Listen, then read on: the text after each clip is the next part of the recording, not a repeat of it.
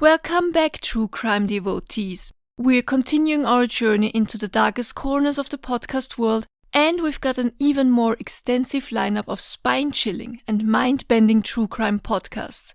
I'm Johanna, co-host of Fresh Hell Podcast, and I'm joined by the amazing Allison, co-host of Coffee and Cases podcast. We're about to reveal some hidden gems in the true crime podcast realm. Brace yourselves for an even deeper dive into the mysteries that await in 2024. Absolutely, Allison. New year, new binge is still the theme, and we've got some fantastic recommendations for you. So grab your detective hats, lock the doors, and let's continue this true crime podcast thriller. If you're looking for a true crime combined with a touch of wanderlust, Twisted Travel and True Crime explores crimes in different corners of the world, making each episode a captivating journey. It was an uncomfortably hot and dry day in February of 2016 when two backpackers, one from Germany and one from Brazil, struck up a friendship and decided to head to Melbourne, Australia from Adelaide. They asked to ride share with 59-year-old Roman Hines.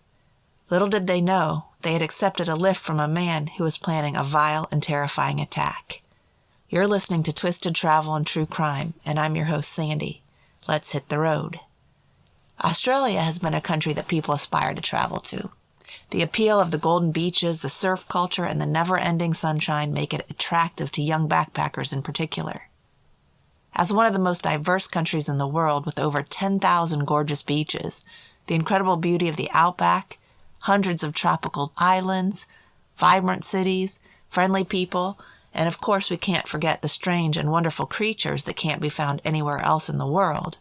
Australia is at the top of many travelers' bucket lists, including mine.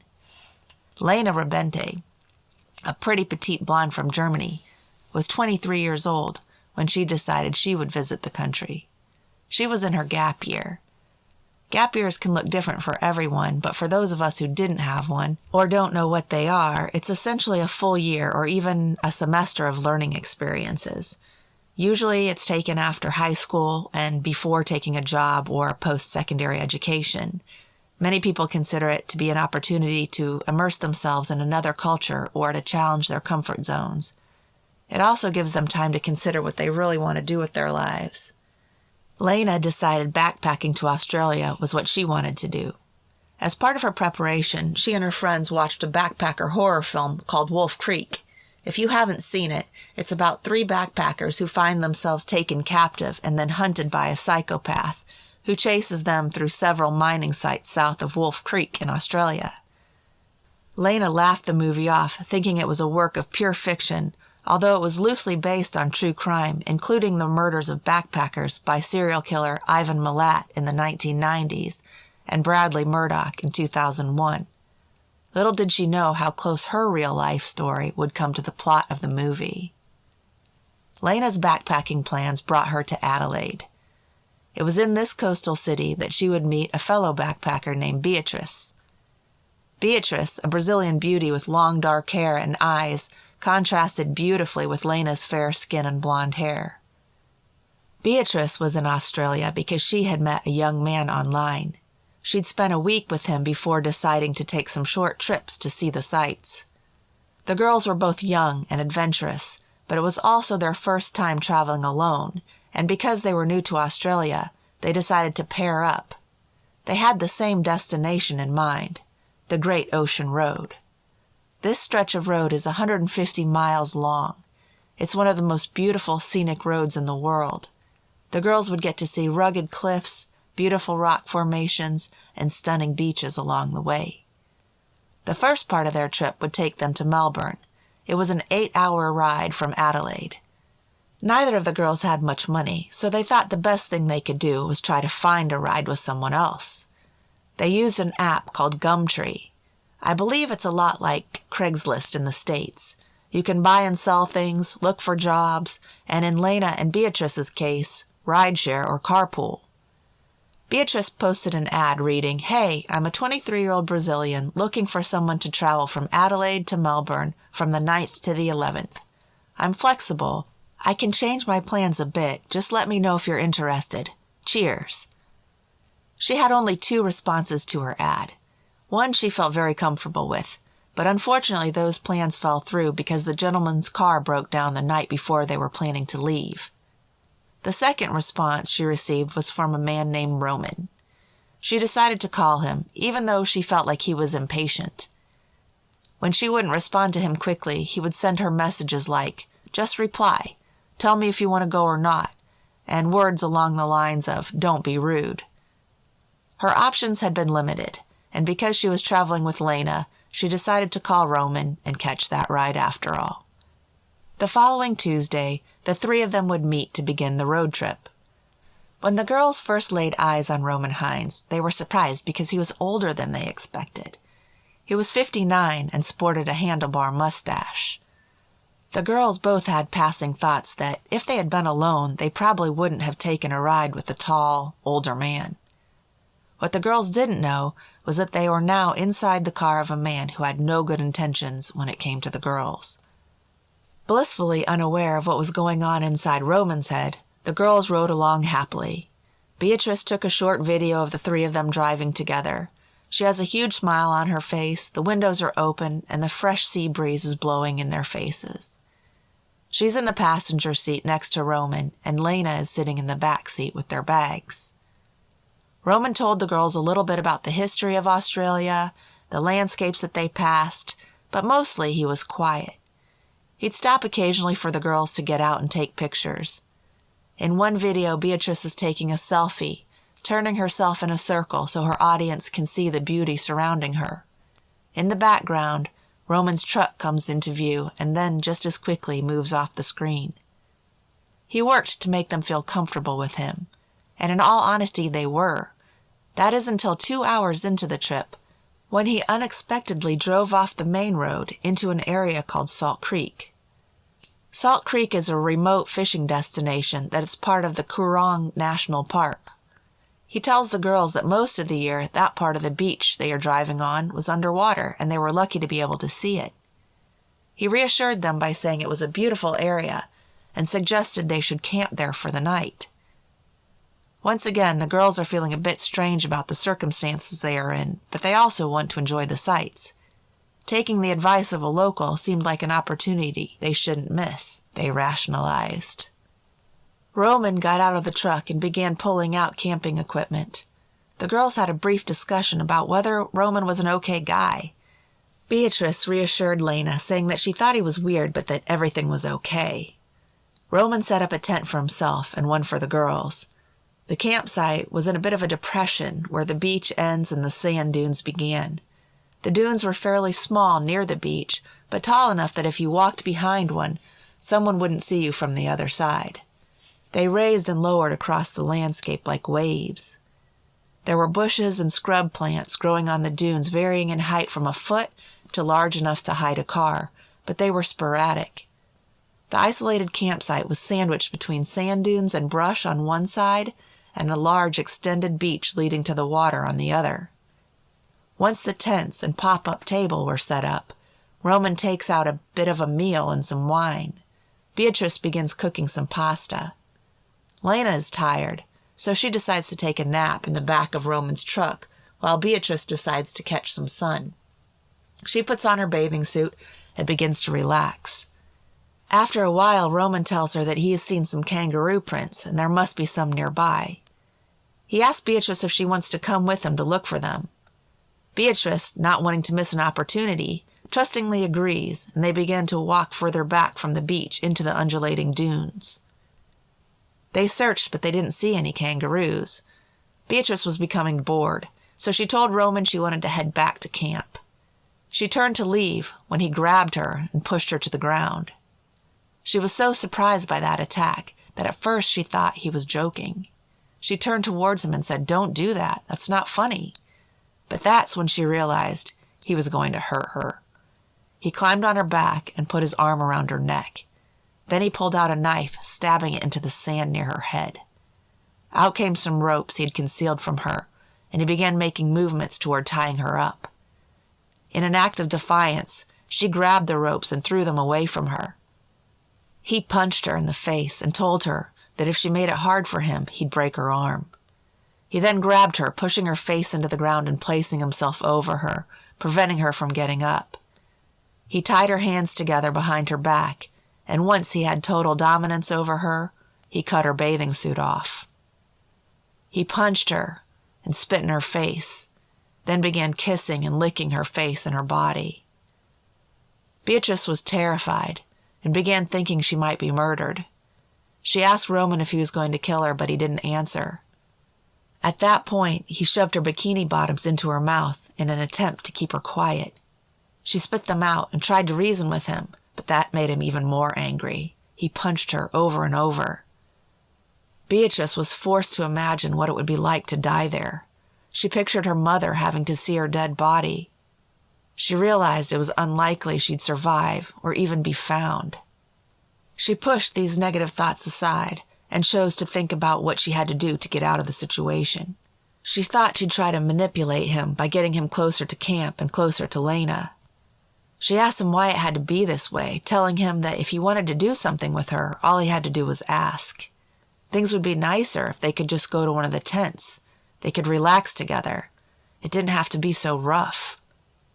At this point, Roman turned her face down in the dirt and tied her ankles.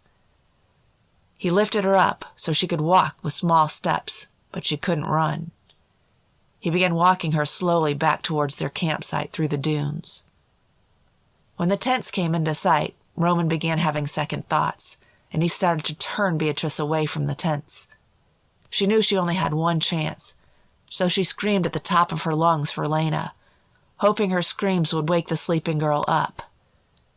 In response to the screams, Roman punched Beatrice again and climbed on top of her. Luckily, Lena did hear the scream.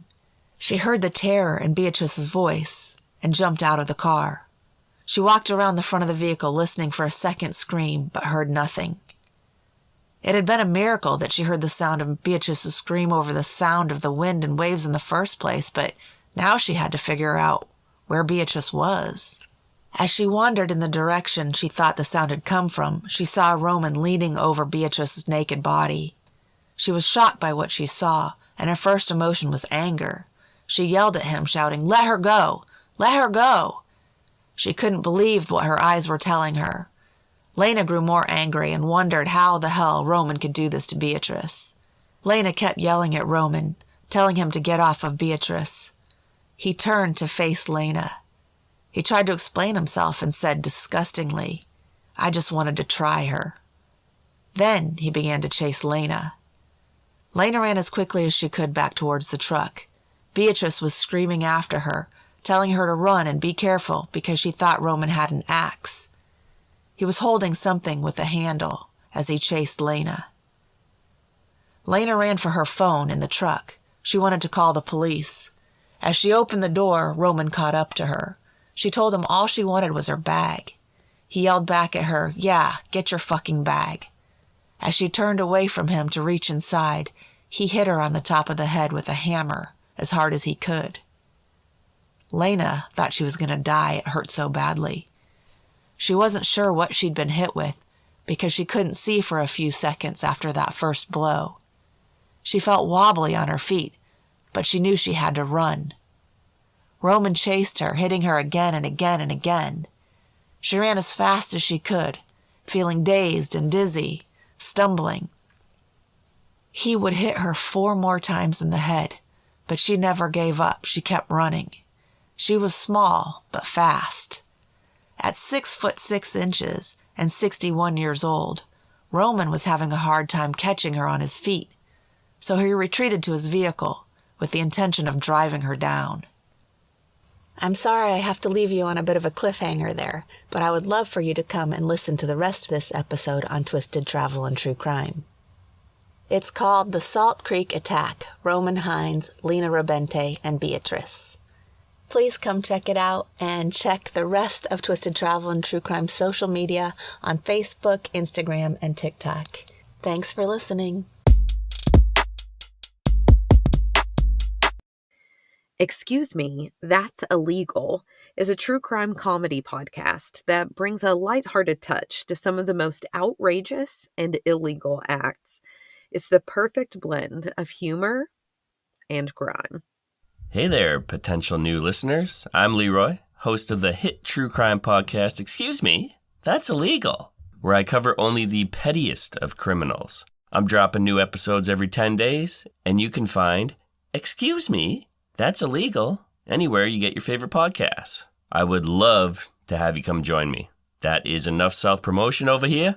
Now let's get into a story about an old lady you do not want to mess with.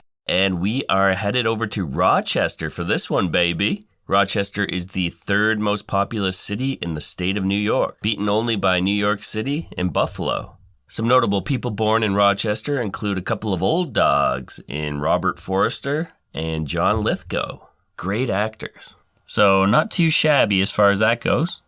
As for crime, is Rochester a safe place to live? Let's check in with our friends at neighborhoodscout.com to find out more. Rochester has given us 7 on their crime index, meaning it's only safer than 7% of the cities in the United States. Chances of becoming a victim of a property crime in Rochester are 1 in 29, while chances of becoming a victim of a violent crime are 1 in 132. Not sure exactly what the intent of the criminal in this story was, though, because things just didn't play out the way he intended. With that being said, let's join 82-year-old grandmother Willie Murphy at her home. The date is November 21st, 2019. It's a Thursday night, a little before 11 p.m., and Willie, well, she's winding down and getting ready for bed. 11 p.m. on a Thursday night and she's still up. What, is she a rock star or something? Most old ladies are dozing off in their easy chairs by 8 o'clock while watching Jeopardy. But Willie is definitely not like most old ladies, perhaps unlike any of them. As the cool kids would say, she's built different. Before we get into the events that are about to unfold, let's get some important background on this little firecracker. Willie stands at just 5 feet tall and 105 pounds, but she is full of energy and oozing charisma. She's also a bit of a local celebrity. 1 year earlier, she was interviewed on the Today Show, and ESPN also did a feature on her. This is all due to a little hobby Willie decided to pick up 10 years ago. And that hobby was knitting. No, just kidding. She actually got into powerlifting. She originally tried it out as a way to stay in shape, keep her independence and all that. But turns out, she was pretty darn good at it. It wasn't long before she joined the WNPF, the World National Powerlifting Federation.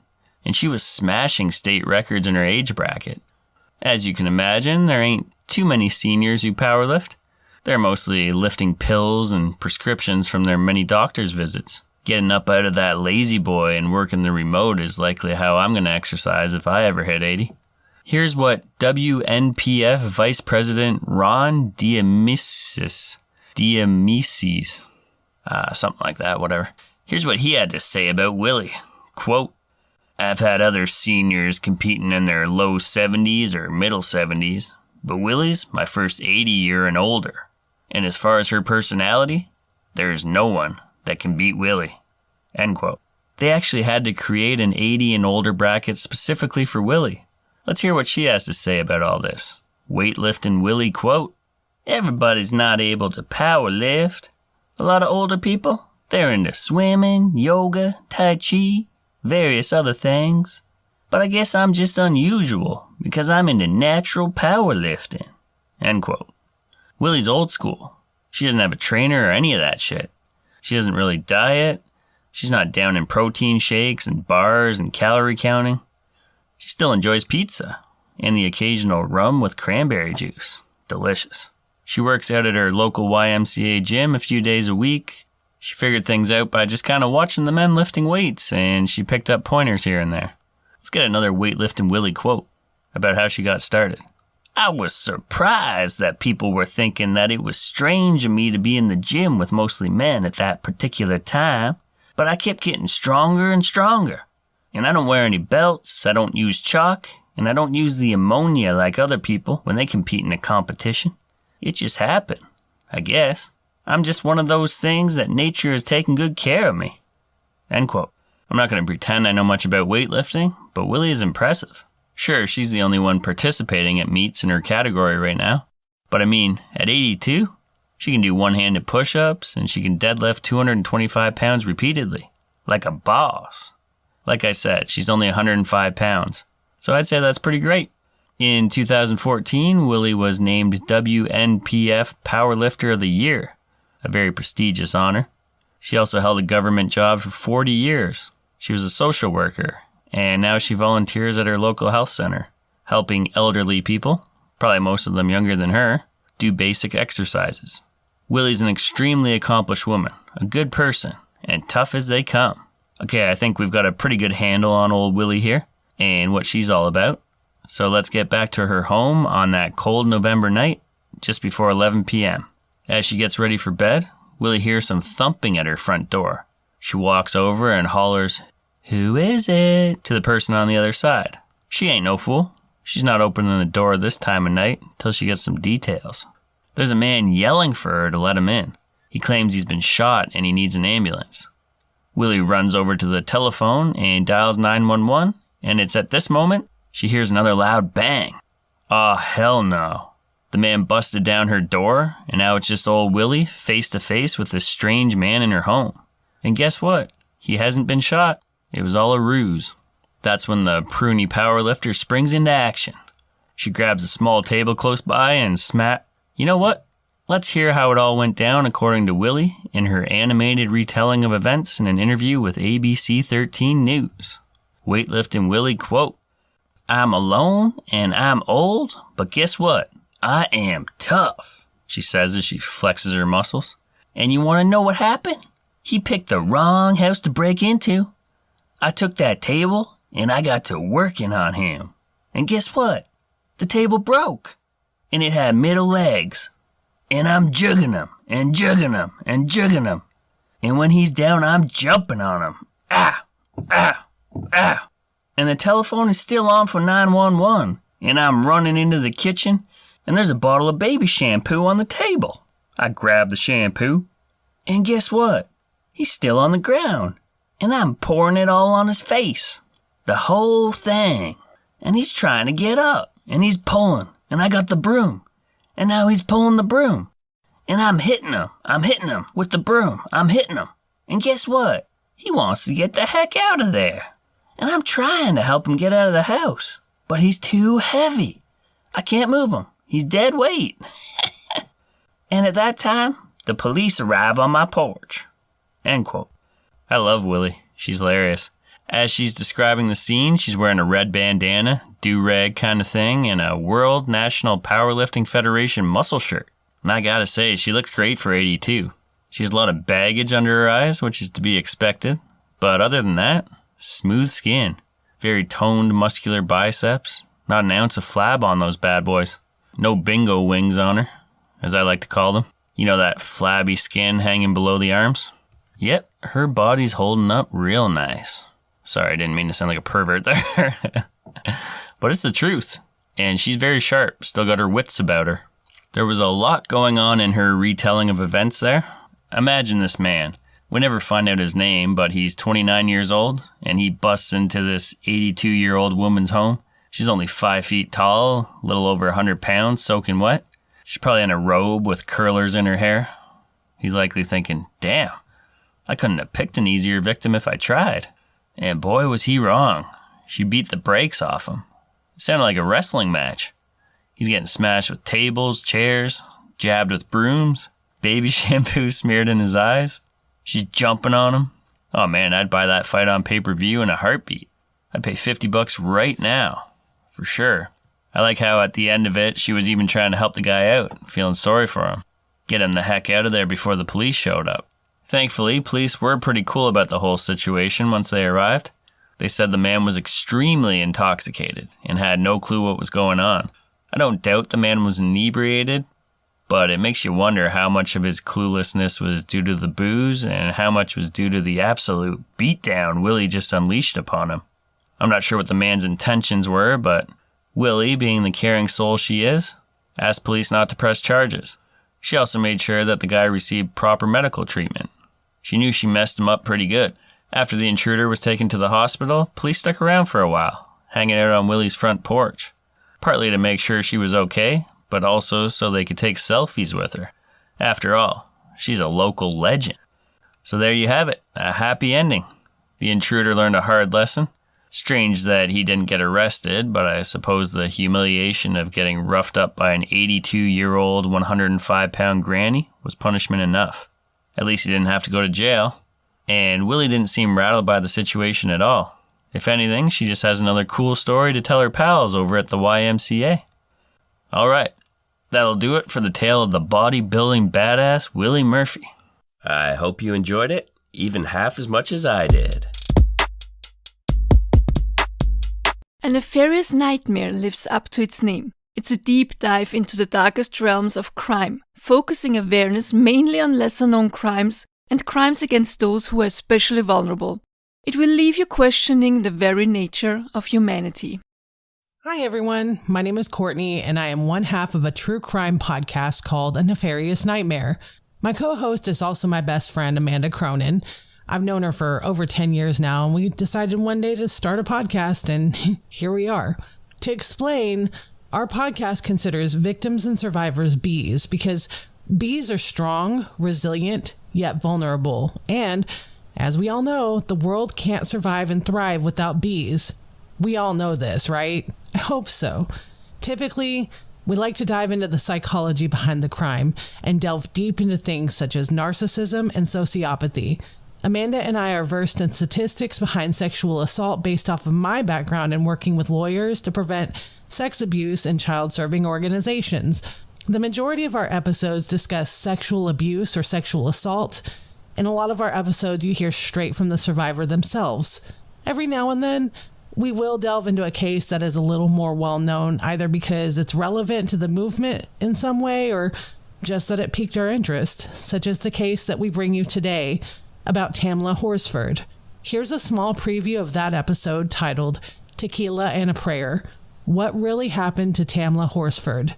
We hope you enjoy it. We want to make you all aware that, as with every case we cover, all parties are presumed innocent until proven guilty by law. We shouldn't have to give that disclaimer, but there it is. Take that however you may and deduce from this case what you will. We have our own minds made up, and I think after listening to this podcast as a whole, you can probably guess what that is, but please draw your own conclusions.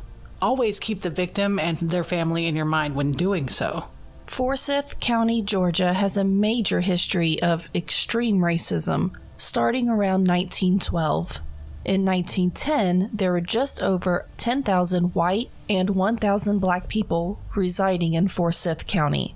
There are several examples of the history of severe racism, which you will come across in a quick Google search.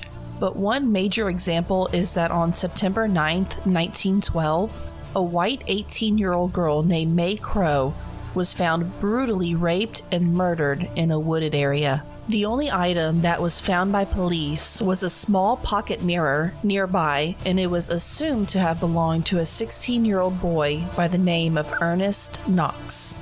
Shortly after, he and a few friends were arrested despite there being no link to the crime. One of his friends was a 24-year-old by the name of Rob Edwards. He is important, so remember his name. They did live close by and they were all black, so it's been alleged that they were targeted due to those facts. False confessions have been a topic brought up in many true crime shows and podcasts. And it's been believed that Ernest gave a false confession because he was taunted and threatened by the lead deputy via mock lynching. All of them were arrested and then held at the county jail. There was quite a bit of public outrage, and an all-white mob then busted in and shot Rob, murdering him. And then they dragged him through the streets right up to the entrance of City Hall, where he was then hanged publicly from a telephone pole as if to send some message. The mob then went door to door, demanding that all black residents leave the county within 24 hours, and then they'd ransacked their homes, killed their livestock, and destroyed everything that they owned. This county stayed primarily white until 1987, when this quote-unquote racial cleansing was highly publicized. Activists and allies protested to remind the county of the heavily racist past, while several white residents retaliated with a so-called peaceful protest in response, holding signs saying things such as "Keep Forsyth White" and hurled slurs and hate at the black residents. the white residents also threw rocks and other heavy items at them. So today, the county has a population of more than 244,000, and while more than 182,000 are white, only 9,500, or 4%, are black. So it's changed, but not by much. As a whole, this was known as, quote, racial cleansing that drove 1,100 black residents out of Forsyth County, end quote, according to one of our sources. All of this to say, essentially, it hasn't gotten better. We, as well as many others, agree that this is hugely relevant to the entire story. So, it's important to be aware that while we do not know whether anything had happened to Tamla was racially motivated or not, we do know that there are racist undertones that do take place in the county altogether, as well as in this case, which includes some insensitive and tone-deaf things that were said after she had passed. Some will argue that because there's a minority that's also highly suspicious in this case, that this can't be a racism issue. I'm here to tell you that this is not at all true. Please remove that from your mind moving forward when listening to this episode. If you're looking at this entire story through that lens, like, saying, oh, they were Latino, so they couldn't have been racist, then your perception of the whole case is skewed, and you probably aren't paying much attention to the bigger picture, which is a black woman died under mysterious circumstances, and the entire case is a clusterfuck from the moment she was seen. Tamla Horsford, also referred to as Tam, was born October 10, 1978 in St. Vincent and the Grenadines in the Caribbean. She lived there until she was 12 when she and her family moved to the Bronx in New York. When she was older, she moved to Florida where she met her husband, Leander, also known as Lee, who had a daughter from a previous relationship, and they went on to have 5 sons together. By all accounts, Tam was close with Lee's daughter and made her feel included and accepted her as though she was her own. When Tamla passed away, her youngest son was only 4 years old. Tam had a really close friend by the name of Michelle Graves, who we will bring up later again, very briefly, but she is a huge reason why this case has gotten a lot of attention. Tamla was known to be a compassionate and selfless person. She was the life of the party. She liked to laugh, to dance, to have fun. Leander had to relocate for work, so the Horsfords picked up and moved to Georgia 5.5 years prior to this whole incident. Tam quickly made friends because she's warm, outgoing, charismatic, and really had this motherly instinct to her. She was heavily involved in her children's extracurriculars. Basically, she was the kind of mom who was there at the football games cheering her kids on, did the whole PTA thing, and also liked to have fun with the adults when the kids went to bed, which that is absolutely fine. Side note, we as parents, we deserve some time to unwind and let loose too, so please don't judge. I mean, parenting isn't our entire personality or anything. Yeah, that's part of it, but I mean, sometimes we just want to chill, man. Anyway, her daughter was pregnant, and she was just thrilled about becoming a grandma. She was simply a free spirit, but also really cared a lot about her kids. She also really enjoyed making friends. It was one of those situations where people could have likely taken advantage of her kindness. There was a birthday party being celebrated, which was held by the homeowner, Jean Myers, who was turning 46. And it was planned and organized by Stacy Smith, a friend of Tamla's. Tam knew Jean from a youth football game held that August in which both of their sons were in attendance. The party was supposed to start at 7:30, but Tamla was busy cooking and feeding her family.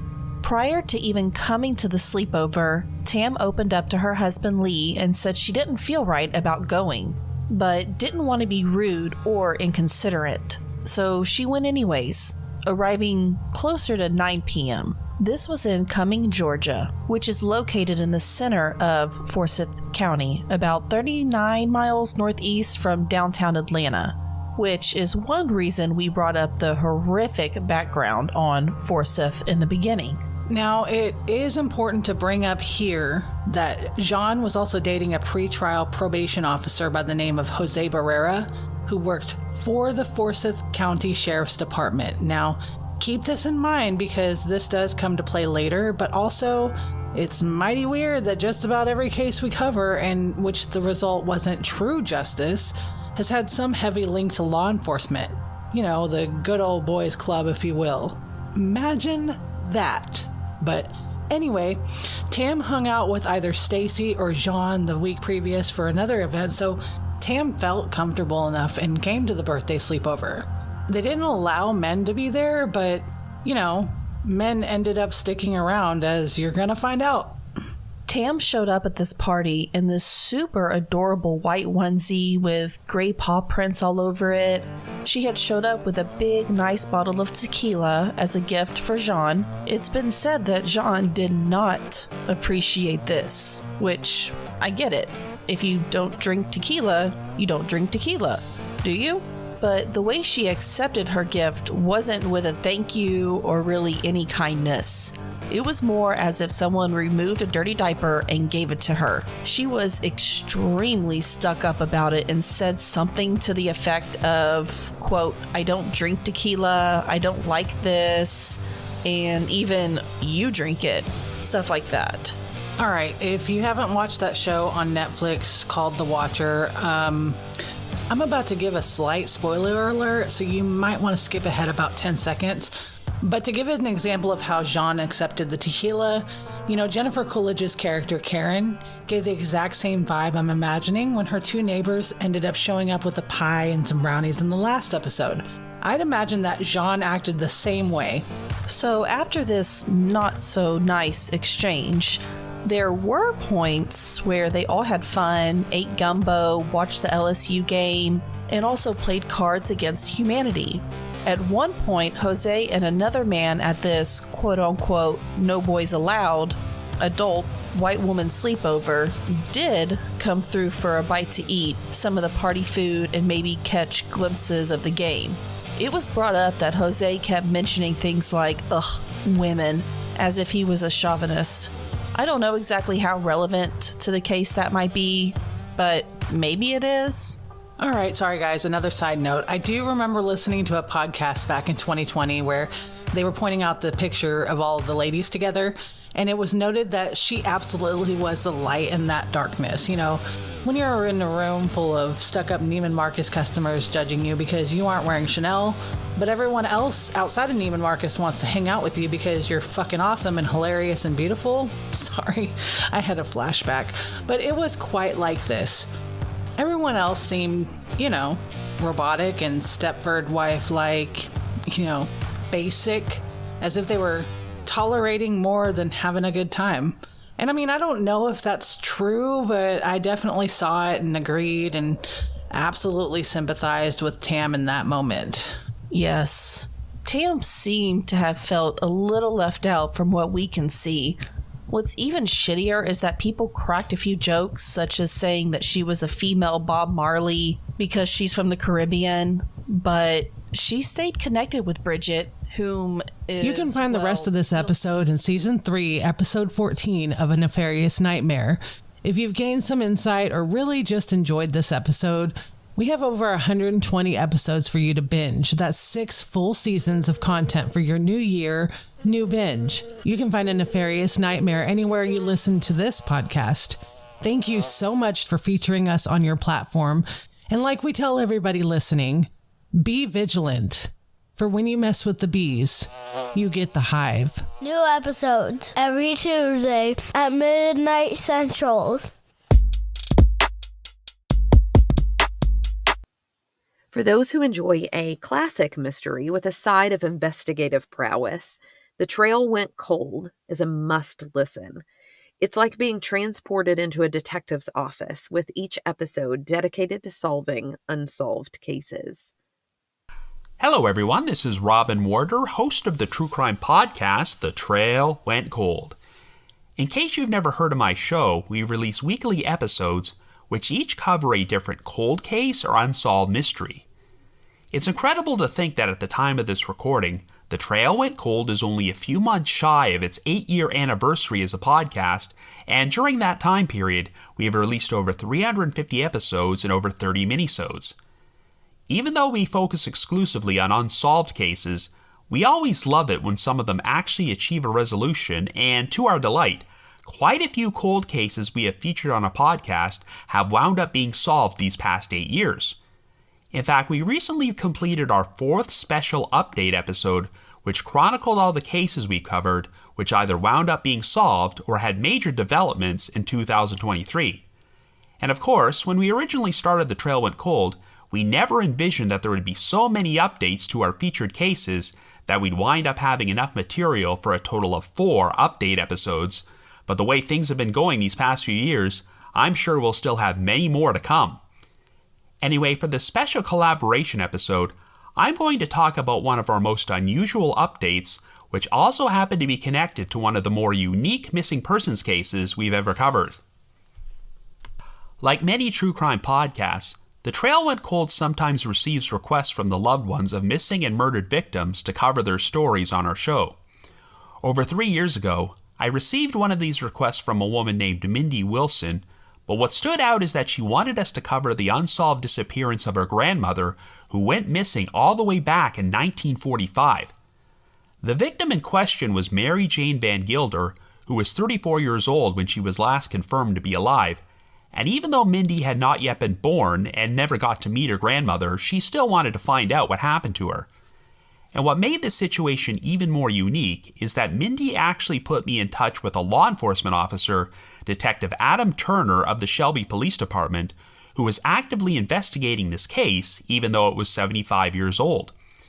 So in September of 2020, The Trail Went Cold dropped episode number 190, which covered the unsolved disappearance of Mary Jane Van Gilder. Of course, this was not a missing persons case with a lot of evidence to work with, and you could not pinpoint an exact time or place when Mary Jane went missing. Mary Jane was the mother of 5 children who lived in Marion County, West Virginia, but her marriage was an abusive and unhappy one, so in 1944, she decided to move away and relocate to Ohio, and got a job at the Shelby Army Air Force Depot near the town of Shelby. She remained in the area for a year, but in March of 1945, Mary Jane quit her job at the depot and just seemed to drop out of sight as she cut off all communication with her family. Now, from here on out, I'm actually going to be talking about an entirely different case, so if you want to learn more about Mary Jane Van Gilder's story, I suggest you go back and listen to Trail Went Cold episode number 190. One lead that Detective Adam Turner wanted to investigate was an unidentified decedent whose skeletal remains were found in a drainage ditch in Preble County, Ohio on May the 25th, 1968. The original coroner had been unable to determine the victim's exact cause of death, but it was theorized that they might have been buried in a shallow grave somewhere before heavy rain and flooding hit the area and caused the remains to be unearthed. The coroner believed that the remains belonged to a female who was between 30 and 50 years old and may have been pregnant at some point in her life. Since she could not be identified, she became known as the Preble County Jane Doe, as well as the nickname Preble County Penny, and was buried at Mound Hill Cemetery in the town of Eaton. Detective Turner wanted to investigate the possibility that Preble County Penny was Mary Jane Van Gilder, so he arranged to have her exhumed in August of 2019. Turner held the mentality that even if this victim wasn't Mary Jane, she could still be identified, and this might help provide answers for another family somewhere. Well, that turned out to be exactly what happened, but it also led to the uncovering of an all-new rabbit hole. After the Preble County Jane Doe was exhumed, investigators were unable to construct a full DNA profile for her since her bones had degraded so much over the past 5 decades. But surprisingly, the examination turned up the presence of male DNA on the remains, though it was possible that it could have been left there by a male contributor or wound up on the remains accidentally due to contamination. It would take about 3 years in order to construct a full DNA profile for this victim, and it came about after the Shelby Police Department partnered with an organization called Moxie Forensic Investigations, who specialized in identifying unknown decedents. The remains were subsequently sent to Intermountain Forensics, a non-profit forensic DNA testing laboratory with specialized procedures for extracting DNA from human bones, even older ones which were heavily degraded. This procedure would cost $5,000, but Criminal Coffee Company, a business run by Stephanie Harlow and Derek Levasseur, co-hosts of the Crime Weekly podcast, generously donated the full funding, and in the end, a DNA profile was finally constructed for the Preble County Jane Doe. After the DNA was entered into GEDmatch, it would eventually be linked to biological relatives of the victim. Well, this past November, the Shelby Police Department held a press conference in which Detective Turner announced that the decedent had finally been identified, but there was a surprising twist. That male DNA found on the remains was not caused by contamination. The Preble County Jane Doe was actually a John Doe, and his name was Albert Allen Frost.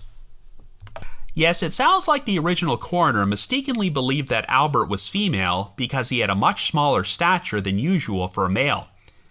He was also quite wrong about the victim once having been pregnant, but you have to remember that we are talking about 1968 forensics here. The identification was made possible when Tina Barrett, the granddaughter of one of Albert's sisters, provided a sample of her DNA for a comparison to the remains, and a genetic match was made. It turned out that Albert Allen Frost had originally been born in Hamilton, Ohio on January the 25th, 1935, and was the youngest of 8 siblings. He was a military veteran who served in the United States Army, but he was also a very shy individual who was not particularly talkative. In retrospect, his grandniece Tina suspects that Albert may have been on the autism spectrum, but nobody would have even known what that was back then. He pretty much lived a transient lifestyle and did not seem to have a permanent home, and he also had a history of brushes with the law. Since Albert would drift in and out of his family's lives and disappear for long periods of time without settling down, this probably explains why he was never officially reported missing. As far as his surviving relatives remember, he was last confirmed to be alive sometime in 1963 or 1964, but then the family seemed to lose track of Albert and rarely spoke about him over the next several decades. Albert had one marriage which only lasted 14 months before they divorced, and he is believed to have had a daughter at one point who was adopted in 1963 and had her name legally changed. Detective Turner was able to locate this woman and speak to her, and needless to say, she was quite overwhelmed by the whole situation. There is no official record of Albert's death anywhere, but while there were no obvious signs of trauma on his remains to indicate foul play, there is definitely good reason to suspect he may have been murdered. After all, if the theory about the flooding having unearthed Albert's remains from a shallow grave is correct, then someone had to bury him there. While 2 of Albert's closest surviving relatives are his nieces, Denise Frost and Diana Frost Russell, the surviving daughters of one of Albert's brothers, George Frost. They both claimed that when they were children, there was always a rumor circulated among the family that Albert had been murdered before his body was rolled up in a piece of carpet and left on someone's porch. Unfortunately, since both of Albert's parents and all of his siblings, including George, have since passed away, and his surviving relatives were children at the time he went missing, no one has been able to provide some additional context about this rumor. But the story gets even stranger, and here's where the term rabbit hole enters the equation. It turns out that one of Albert's sisters, Clara Frost Koprowski, also vanished without a trace sometime between 1950 and 1952, when she would have been in her early 20s. And of course, it does not appear she was ever found, and there's no record of her ever having been reported missing. At one point, George apparently told his daughters that his mother had sold Clara to a German man. Since Clara's husband, Chester Koprowski, married her when she was still a teenager, I get the impression that he's the German man George was referring to, but this remark about her being sold to him is all sorts of creepy. Well, Clara and Chester had a son and a daughter together, and Chester got remarried to another woman not long after Clara disappeared. It's been reported that Chester was abusive towards Clara during the marriage, so this might be the reason she suddenly went missing, but both Chester and their 2 children are now deceased, so we have no real evidence to work with. In a crazy coincidence, it turns out that Mary Jane Van Gilder had a sister named Rose, who also seemed to disappear sometime during the 1940s, but the details are too vague to know what actually happened to her. But what are the odds that the investigation into the disappearance of the Van Gilder sisters would lead to the uncovering of another completely unrelated case in which two siblings from the same family went missing at different times. So yes, there are so many unanswered questions about what actually happened to Albert and Clara. After Albert's death certificate is completed, a new investigation will be launched in order to determine if he was the victim of a homicide, and hopefully Clara's disappearance might get some attention as well. But when I first learned about the Mary Jane Van Gilder case back in 2020, I did not expect it to uncover all these additional mysteries within a mystery. But Detective Adam Turner, who is one of the most dedicated law enforcement officers I have ever seen, he was spot on when he provided his reasoning for exhuming the Preble County Jane Doe 4 years ago. It may not have led to a resolution in Mary Jane's case, but it did provide some answers to the family of Albert Allen Frost, a victim who otherwise would have been completely lost to history. As a side note, when Detective Turner spoke at the press conference about Albert's identification, he actually gave a shout out to The Trail Went Cold, as well as the other podcasts and YouTube shows who put this story into the spotlight. It was a pretty cool moment, since that was the first time our podcast had ever been mentioned at a police press conference, but admittedly, I don't think any of the true crime creators who took on the Van Gilder case expected things to lead in this direction. I know that true crime podcasters sometimes get criticized if they decide to cover older cold cases from several decades ago, as some people believe it's a waste of time and there's no chance of these cases being solved. And I know that when law enforcement officers like Adam Turner take on these cases, they sometimes face criticism as well. However, stories like this only demonstrate that it's all worthwhile. I also wanted to mention that in addition to this case, 2023 saw the resolution of another ancient unsolved mystery which was once covered on The Trail Went Cold: the abduction and disappearance of 2-year-old Mary Agnes Maroney, which took place all the way back in 1930. So yeah, it's never too late to solve a cold case. Anyway, thanks so much for listening, and thanks to Joanna and Allison for organizing this collaboration episode. If you want to hear my episode about Mary Jane Van Gilder, or any other episodes for that matter, my podcast has got a huge backlog of episodes you can binge through. So be sure to check out my website at trailwentcold.com, or look for The Trail Went Cold wherever you listen to your podcasts. Everyone have yourself a Happy New Year, and here's hoping that a lot more cold cases get solved in 2024. Next is Coffee and Cases with my co-host for this collaboration, Alison. Imagine sipping your favorite brew while unraveling the details behind lesser-known unsolved cases. This podcast combines the warmth of your morning coffee with the chill of true crime. The new year is a time when most are making plans to attend a party with family or friends to welcome in the new year. The idea of a new year holds promise of a change for the better. It's why we make New Year's resolutions. They're promises to ourselves for a future better than our past. A vocalized yearning of something we desperately want. For the Wilhoit family, like Sister Michelle Osborne, with whom I had the pleasure of speaking for our coverage of this case, their resolution for 2024 hasn't changed since 2023. To find Lauren Wilhoit. Lauren, the baby of the family, her parents, and her sister and brother, 8 and 10 years her elder, respectively, grew up in a suburban area near Chicago, Illinois. When Lauren's brother and then her sister graduated high school and joined the military, it effectively meant that Lauren was almost like an only child at home.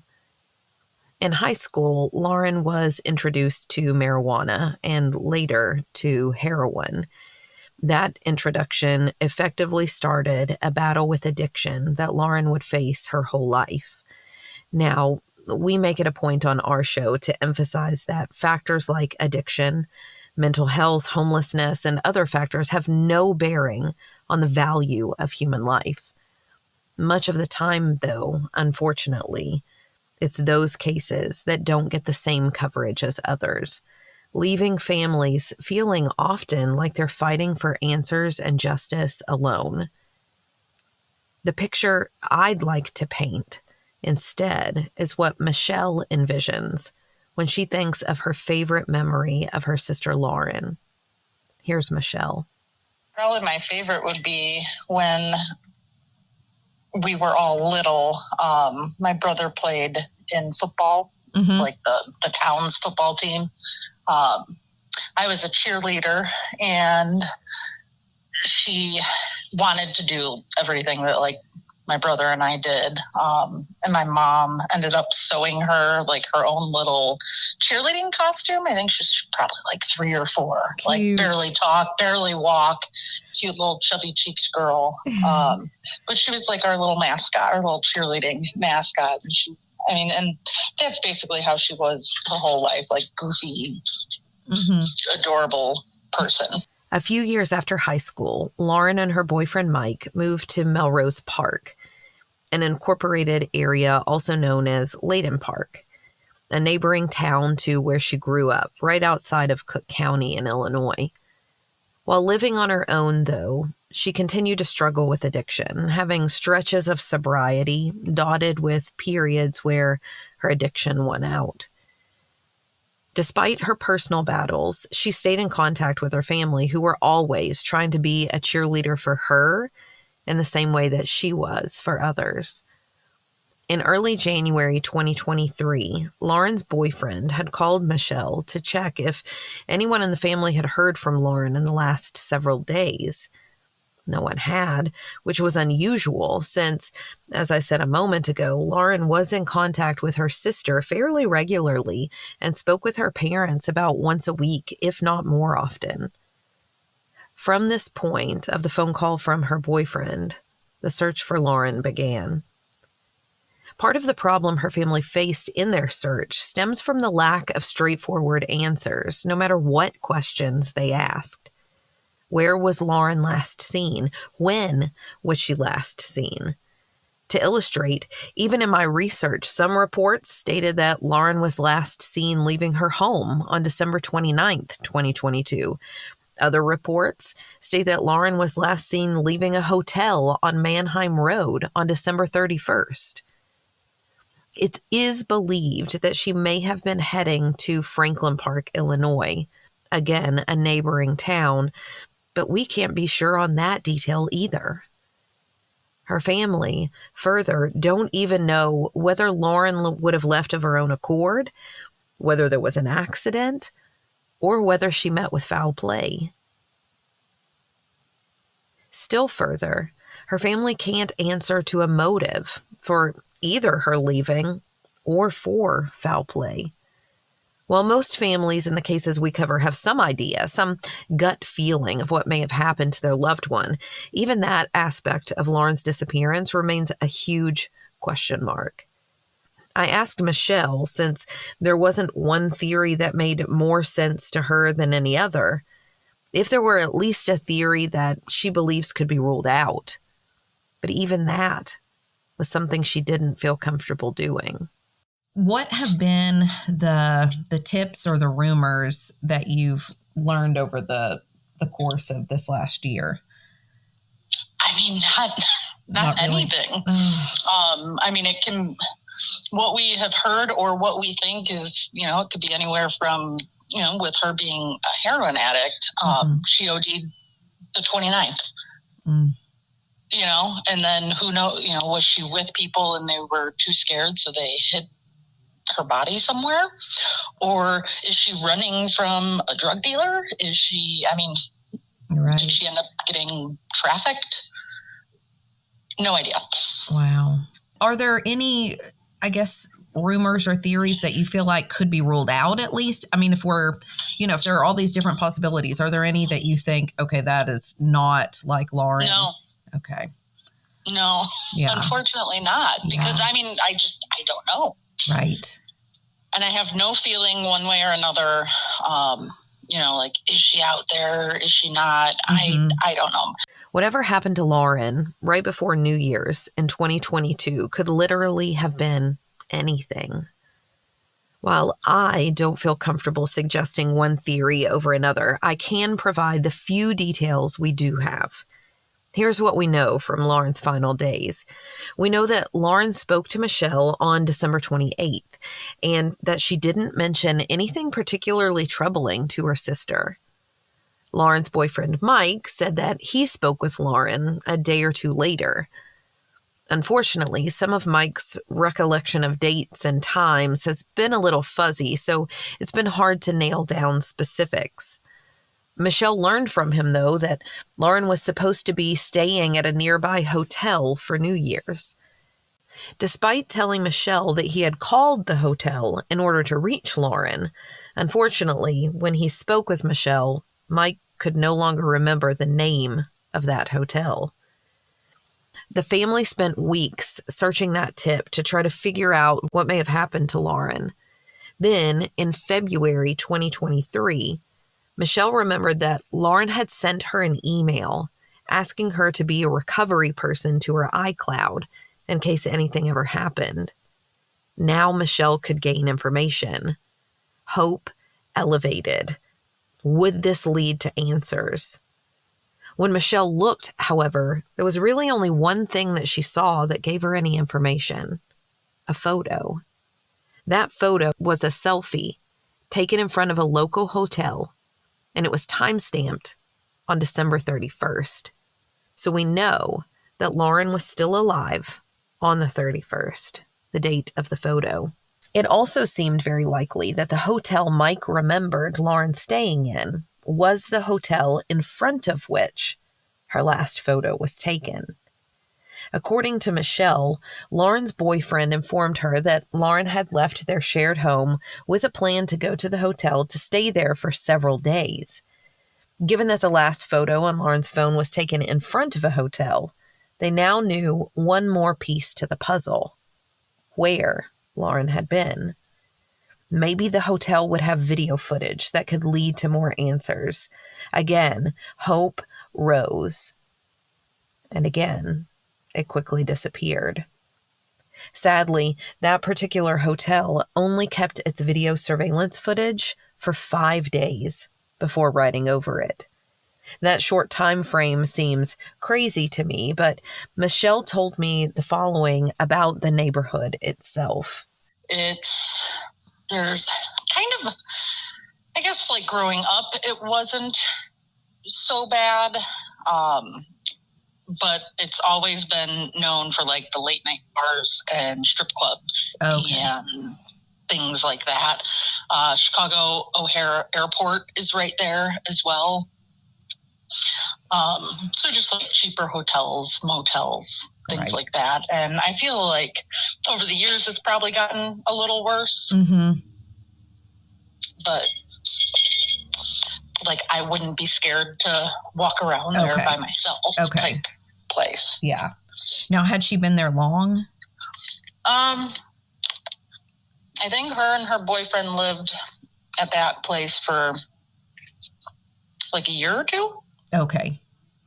I asked Michelle about Lauren's relationship with her boyfriend, Mike. Obviously, our mind goes, 1, to those closest to the victim, and 2, to the last person who we can verify saw her alive. Both of those people would be Mike. And she responded that their relationship seemed normal to her. Perhaps it wasn't healthy since they both suffered from addiction issues. And Michelle admitted that she didn't know Mike well, but from the time she was around the two of them, they had dated for 5 or 6 years after all. He and Lauren had seemed happy. While Michelle has, in the time after Lauren's disappearance, heard more menacing rumors about Mike, she also acknowledged in our conversation that, other than wishing Mike were still more involved in searching for Lauren, that she wasn't given reason to believe he was directly involved in anything that could have happened to Lauren. And we discussed how all people grieve differently, though she does wonder if he might know more than he has revealed to the family so far. While Lauren's family hasn't had many breaks in terms of gaining information about Lauren, the log at the hotel did reveal a name, though it wasn't Lauren Wilhoit. The name on the books was the name of a person known to Lauren and to her boyfriend, Mike. Was this who she was coming to meet? Did she stay with this individual? Her family also learned that someone had checked out of the hotel at the end of the booked stay. Was it the individual in the books who checked out? What does that person know? And was that person responsible for whatever happened to Lauren? Michelle even explained to me another possibility, that Lauren may have been staying at the hotel under the name of the other individual. You see, Lauren had previously been accused of stealing postal checks from this same man. Could she also have stolen his credit card as well and been using it? Here's Michelle. It wasn't rented by her, but it was rented by someone who she knows and the boyfriend knows and the boyfriend doesn't like. And he has threatened Lauren like a week prior to Christmas last year. He had threatened her over some stolen postal checks, I guess, which I don't know if Lauren stole them or not, but it's also that lifestyle. So good possibility. So I also don't know then, did this person actually rent that room, or did my sister steal his credit card information and rent it herself? I gotcha. And so the room was rented for those 3 days. Did she stay? Because she took a selfie outside, so we know she was there, and it was, time date stamped the 29th. Okay. So we know she was alive and there on the 29th, but that was the last picture, the last anything we were able to find. So we don't know how long she stayed there, but whoever checked out of the room on the 31st or the 1st, whatever it was. But we don't know who. Unfortunately, that detail too led to even more questions. Was it Lauren who checked out? Was she still alive at that point? If so, where did she go? Some have argued that Lauren may have left of her own volition to escape from the problems still chasing her from her past, or to escape from drug dealers. According to one source, Lauren had a drug-related charge from 2018 and more recently had been arrested again for possession of a controlled substance, marijuana. But her family has no more information now, a year later, than they did just days after Lauren disappeared. That is why information from you, listeners, is so incredibly important. Maybe you hold information that can answer even one of their questions. Here's a message to you from Michelle. Yeah, if anybody has any information, you can remain anonymous. Call the Cook County Sheriff's Office. We just want to know where she is. We're hoping she's safe. We just want to know that she's okay, or what happened. There's people who love her and care for her, and we just want to know. We need some closure. So if you could please contact the Cook County Sheriff's Department in Illinois, or Missing Women of America. They're a nonprofit. You can find them on Facebook. They'll keep you anonymous as well. Thank you. And Lauren, if you're out there listening, Michelle has a message for you as well. We love you, and we don't care what you did, what happened. Just reach out. Let us know you're okay. We'll help you with whatever we can. We love you and we miss you. 30 years old when she went missing, Lauren stands around 5'6", has brown hair and green eyes, and weighs approximately 120 pounds. She has a heart-shaped outline tattoo under her left eye and a tattoo of a Chinese symbol on her hip. Anyone with information about Lauren Wilhoit's disappearance or her whereabouts is asked to call the Cook County Sheriff's Office at 708-865-4896. To hear other lesser-known unsolved cases like Lauren's and help do your part in sharing their stories, please check out Coffee and Cases. We release a new episode every Thursday, have over 200 episodes to binge, and can be found on your favorite podcasting app. If you want a unique perspective on crime from the education sector, Teachers Talk Crime brings together two educators discussing both tales from their own classrooms, as well as true crime cases with a focus on students and sometimes teachers. I'm Ashley. And I'm Brooke. And you're here with us on A Teachers Who Talk Crime podcast. So as you see, guys, it's a new year, new binge. So if you have not binged Teachers Talk Crime, we are a podcast that focus on true crime committed by adolescents, young adults, and clearly in the title, we are teachers. So we like to bring our educational standpoints to some of our cases, if not all of them, and just bring our little insights about what we would do if we had these children in our class, how we would help them, X, Y, and Z, things of that nature. So welcome. Yes, and we are on all streaming platforms as well as YouTube. We release new episodes every Monday. We try to do bonus episodes every full moon and an occasional other bonus content. You never know what you're going to get from us. But definitely every Monday, you can see us YouTube, Spotify, Apple Podcasts, wherever you stream your podcasts.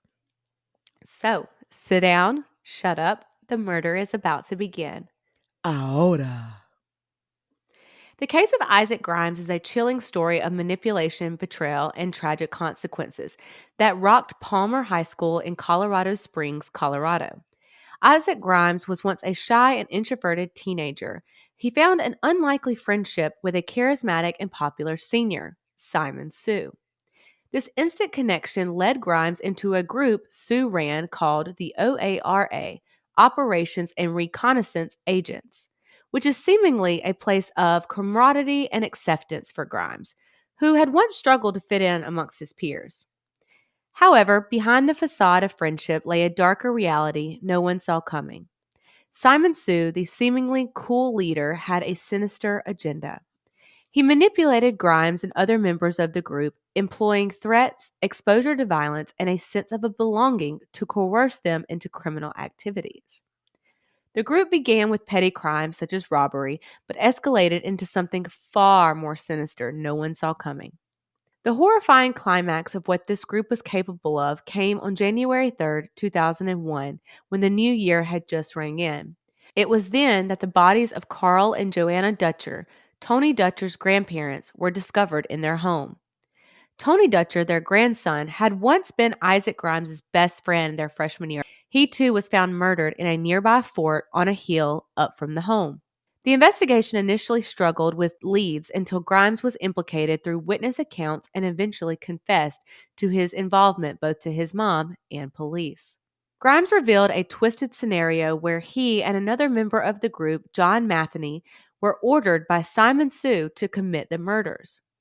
Grimes himself did not pull the trigger when it came to the Dutcher couple, but he was present during the killing, and he was the one responsible for Tony's death, having cut his throat, which led to his death. The motive, you wonder?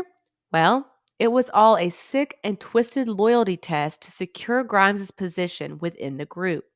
It was all orchestrated by Simon Sue, a twisted game of Simon Says, who was out of town at the time of the murders, but received a phone call confirming that it had been done. The legal aftermath saw Grimes and Matheny facing charges of first-degree murder, where Simon Sue was arrested for conspiracy to commit murder, along with violating organized crime laws in the state of Colorado.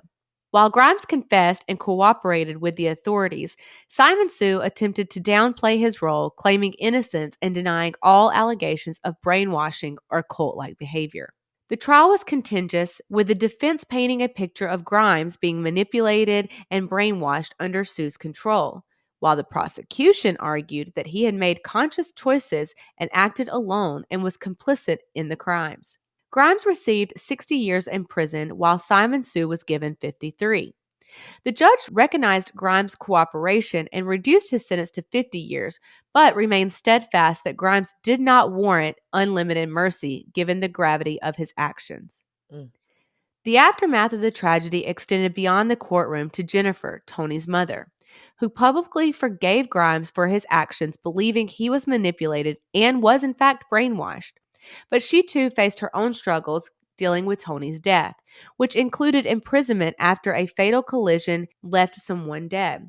And this was due to her alcohol addiction, which came about after Tony had died. The case stands as a harrowing example of how vulnerable individuals seeking acceptance in their adolescent years and friendship can fall prey to manipulation and commit unspeakable acts under the influence of sick individuals. It's a tragic narrative that shattered lives, leaving scars that may never fully heal into a new year people thought would bring new beginnings, not tragedy. And that is the case of Simon Sue, the Simon Says murders. You can listen to all the details of this case as we do go more in depth on our podcast, Teachers Talk Crime. And as always, the bell don't dismiss you. We do. And Happy New Year. Happy New Year, everyone. New year, new binge. Bye. Finally, we have a podcast that will be your new favorite binge if, like me, you love stories about sketchy people, serial killers, con artists, and everything in between. Oh, and some humor and Waffle House stories thrown in for good measure. It's True Crime Creepers. Welcome to a little mini episode of True Crime Creepers, where we talk about all the real-life creeps, from serial killers to con artists.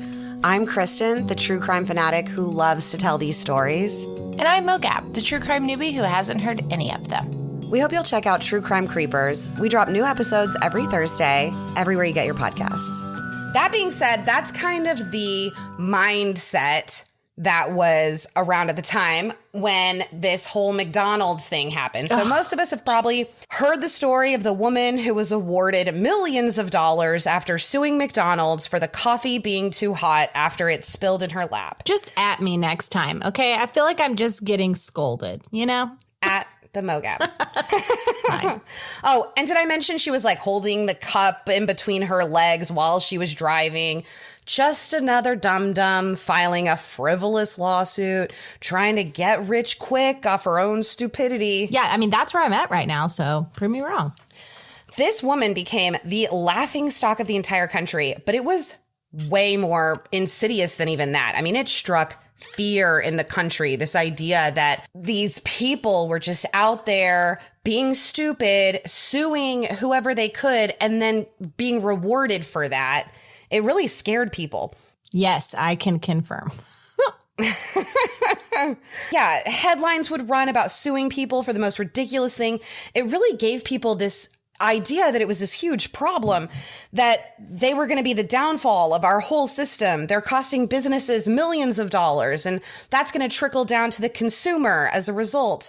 And we're going to end up paying more because some lady was dumb enough to drive around with coffee between her legs and then have the audacity to sue for it being too hot. The McDonald's coffee case became the definition of a frivolous lawsuit, practically synonymous with the term. It was the single most used example of why we need tort reform, which was reform on lawsuits. A tort is a wrong. Somebody has harmed you, you sue for that. I don't want to get a whole lot into tort reform because it's kind of dry, torts. Because it sounds like a snooze fest. Yeah, it's not great. But this case was used as an example of why we needed to change the system. I mean, hot coffee is one thing, but like, was there a lawsuit when people were finding fingers in chili? Was there a Wendy's finger chili case?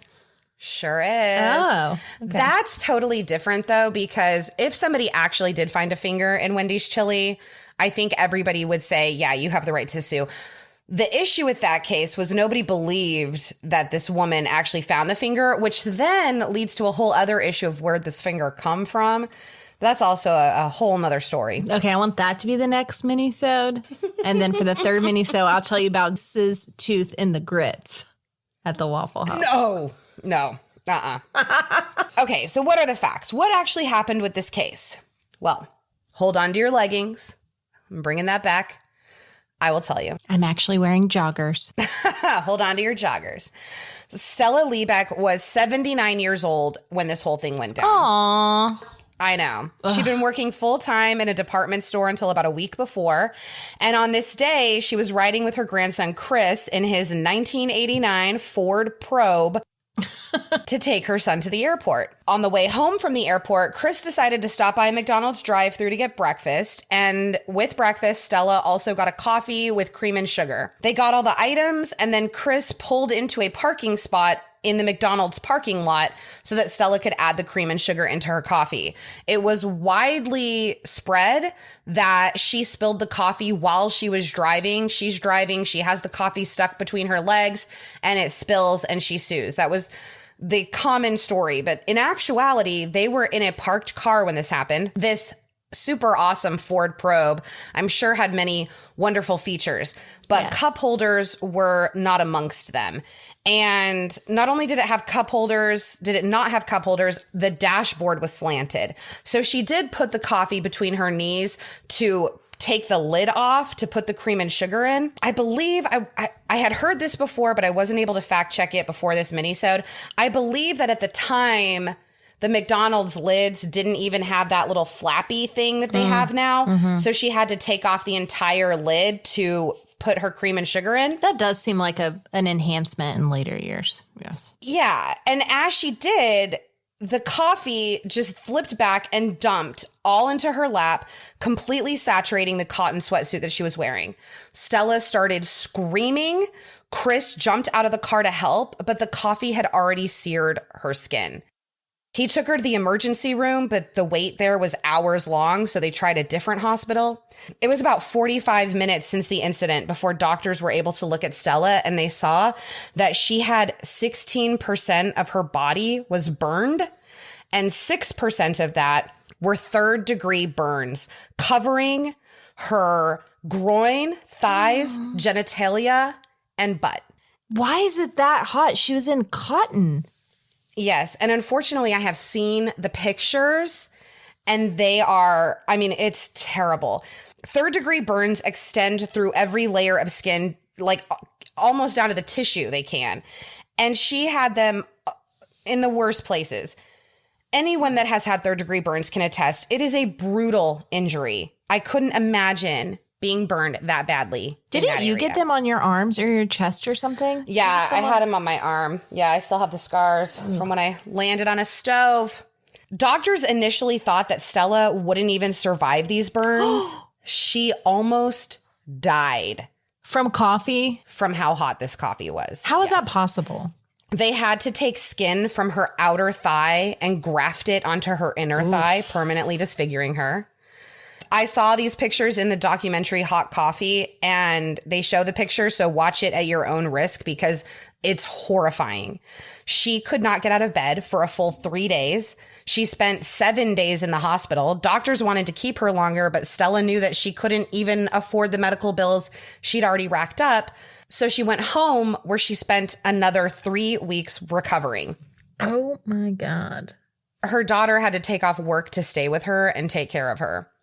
So McDonald's serves their coffee at a temperature between 180 degrees and 190 degrees. That's 20 to 30 degrees hotter than the coffee served at most other restaurants. For reference, Starbucks coffee is served between 150 to 170 degrees, and Dunkin' is served between 165 and 180. Why would you not?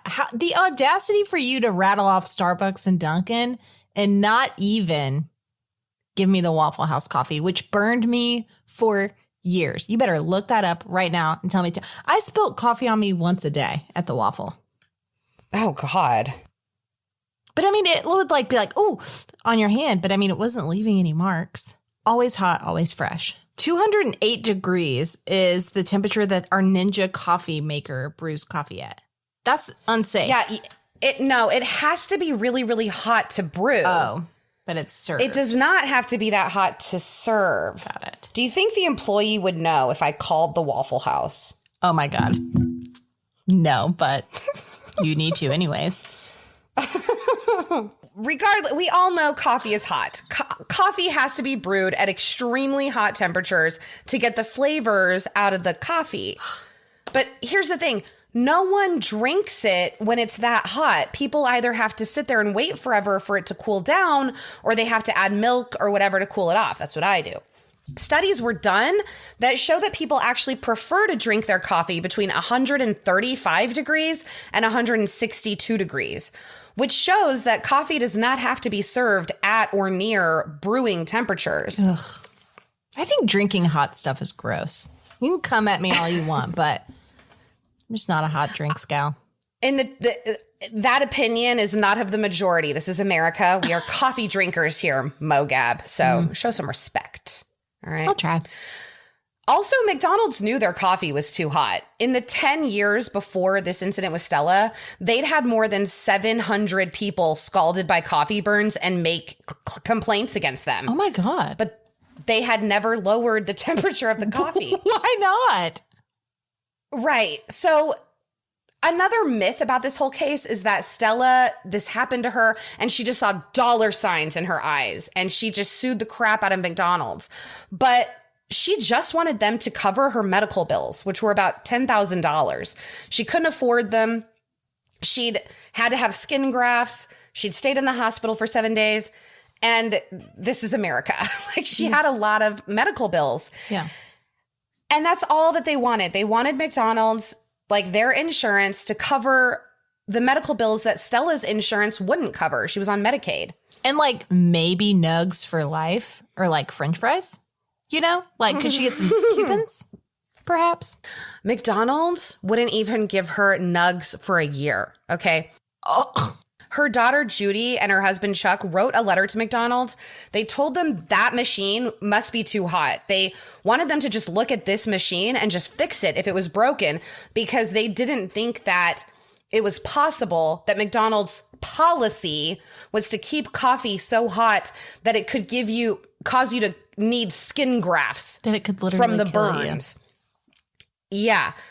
And I don't think anyone would expect third-degree burns from a hot cup of coffee. They were just like, this has to be an aberration. And they said if it wasn't the machine's fault, then they should look at the policy of how hot they keep their coffee and make adjustments, because it's obviously dangerous. And also, will you pay for my mother's medical bills that are $10,000? Yeah. And McDonald's said, no, thank you. Will you take this $800 and please go away? So Stella's family was really upset. Yeah, Stella's family was really upset that McDonald's wouldn't give them more than $800. They didn't want millions. They just wanted her medical bills paid. $10,000 is like nothing to McDonald's, and it's devastating to Stella. Where did they get the 800 at even? Right. I have no idea. They were just like, what's the minimum amount we can offer to make her go away? So she took them to court. And at the trial, McDonald's defense was that people like coffee the way that they serve it. They sell over $1 million worth of coffee every day. Why fix what isn't broken? But McDonald's admitted they'd never actually tested if lowering the temperature would affect coffee sales, which was a real bad look on McDonald's, because they had been sued before by another burn victim and had promised to do that testing. Well, and these are different locations, yes? Like, so every McDonald's across America has scalding hot coffee and a broken ice cream machine. Like, those are the two identifying factors. The two things you can count on, yes. Yeah, because it was in their policy. A quality control manager for McDonald's testified, and they asked him if he was aware of these 700 complaints between 1983 and 1992 about people being burned by their coffee. The quality control manager on the stand says he's glad the number wasn't higher. He said he was really pleased. I'm really pleased that that number isn't higher, that It's only 700 people we've burned the shit out of. Which I will say, comparatively, that is a big number. But if you were selling millions of dollars worth of coffee every day. Yeah. I mean, just saying. Yeah, thank God more people didn't spill it on themselves, because we'd be up a creek. They knew how dangerously hot their coffee was. They had no plans to lower their temperature or warn their customers that their coffee was near boiling. And the jury was just really shocked at how indifferent they were about it. So when it came time for the jury to make their decision, they had to decide a percentage of fault. Oh, yes. And they decided that Stella was 20% responsible because she had spilled the coffee on herself, but that McDonald's was 80% at fault because they had a very long history of people being injured, and they were so dismissive of it. They treated it like it was this trivial thing. Like did someone get a little owie from the hot coffee? So the story everyone heard was that McDonald's was sued for millions and that she got millions, but she didn't. She sued them for $100,000 in compensatory damages for her pain and suffering and triple punitive damages to send a message to McDonald's that the temperature of their coffee is dangerous. But for the record, again, they could have just paid her $10,000 to cover her medical bills. But again, it goes to show the story that's out there because I immediately thought, I feel like a big ass hat, in case you're wondering. I mean, I don't know why you would set the coffee on a slanted dash. I mean, I've done way dumber No, she things. didn't. The dashboard was slanted, so she couldn't set it up on the dashboard. So she had to put it between her knees. Okay. Right.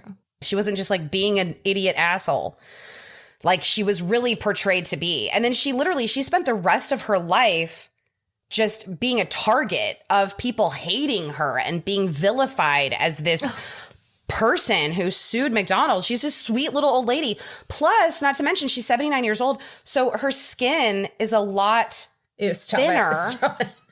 It's just awful. I know, but. So the jury ended up awarding her $160,000 in compensatory damages for her pain and suffering and medical bills and all that, and $2.7 million in punitive damages. And this is how they came to that $2.7 million. Everybody was outraged. She gets $2.7 million, which she didn't get that money. They arrived at that figure because that is 2 days worth of coffee sales.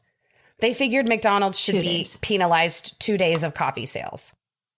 Which is crazy. Crazy. So the judge decided that 2 days worth of coffee sales was much too high, even though he also said that McDonald's had engaged in willful, wanton, and reckless behavior. He still reduced that amount to $480,000, which gave Stella a total of $640,000. And then McDonald's planned to appeal that. So to avoid that, she settled for an amount that I'm sure was less than $640,000, probably more than $800, somewhere in the middle there. But she did not get that they appealed it. I know. And I'm annoyed that it was headlines everywhere that she was awarded $2.7 million because that makes everybody think she got that money. She didn't get that money.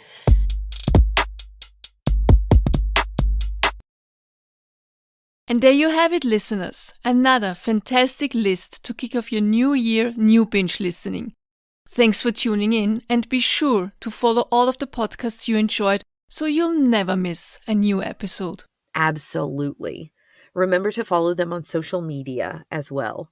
We hope you've enjoyed our collaboration. We want to thank all of the podcasters who participated and you, our listeners, who make shows like ours possible and who help the families of victims by sharing these stories, because in that way, you're also providing support.